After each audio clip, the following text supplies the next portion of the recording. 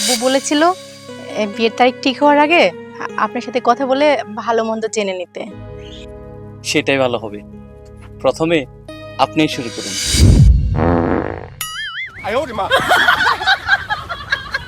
এইমাত্র আমাকে জিজ্ঞেস করলো আমার কি কি বদ অভ্যাস আছে, আর এখন সে আমার সামনে দাঁড়িয়ে এভাবে হাওয়া খাচ্ছে।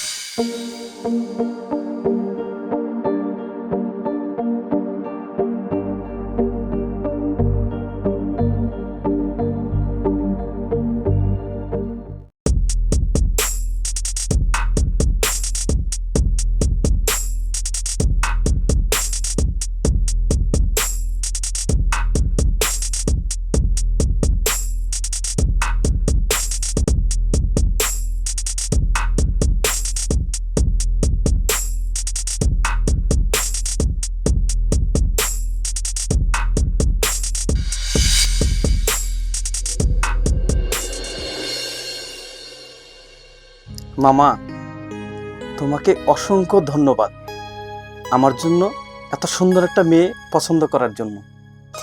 আব্বু, তুমি আমার মনের মতো একটা ছেলেকে আমার জন্য পছন্দ করেছো।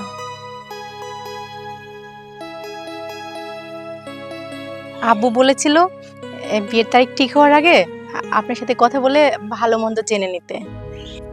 সেটাই ভালো হবে। প্রথমে আপনিই শুরু করুন।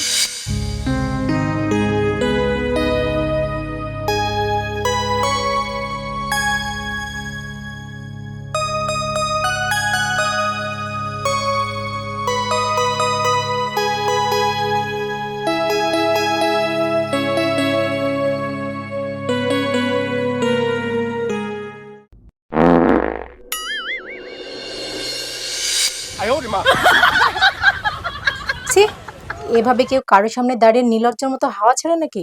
এত সুন্দর একটা ছেলে, অথচ তারই বদ অভ্যাস।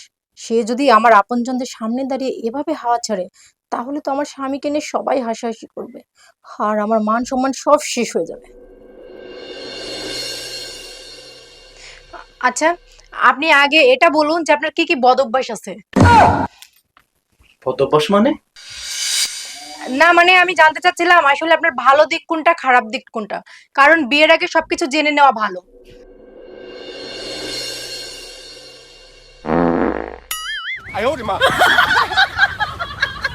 এইমাত্র আমাকে জিজ্ঞেস করলো আমার কি কি বদ অভ্যাস আছে, আর এখন সে আমার সামনে দাঁড়িয়ে এভাবে হাওয়া ছাড়তেছে।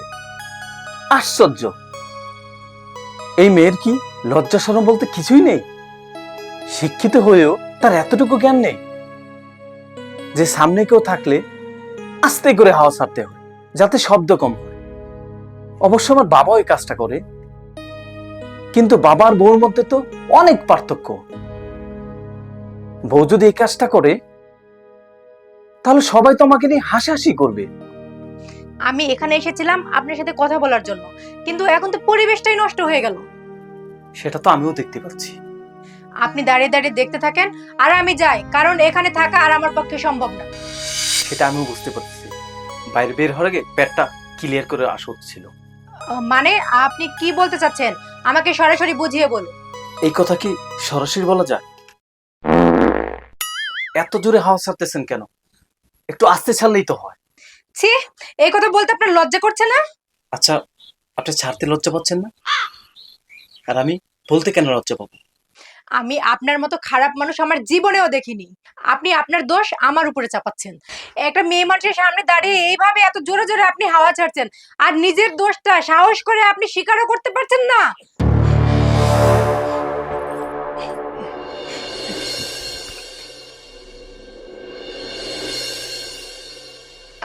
আপনি আপনি এতক্ষণ আমাদের মানে পিছনেই ছিলেন? আমি মাঝে মাঝে এই হানাইয়া ঘুমাই, আপনার লাগিয়া আমি একটু শান্তিতে ঘুমাইতে পারলাম না। তাহলে কি এতক্ষণ পিছনে শুয়ে তুমি হাওয়া ছাড়তেছিলে? ভাই, এটা কি পেটের ভিতরে রাখার জিনিস?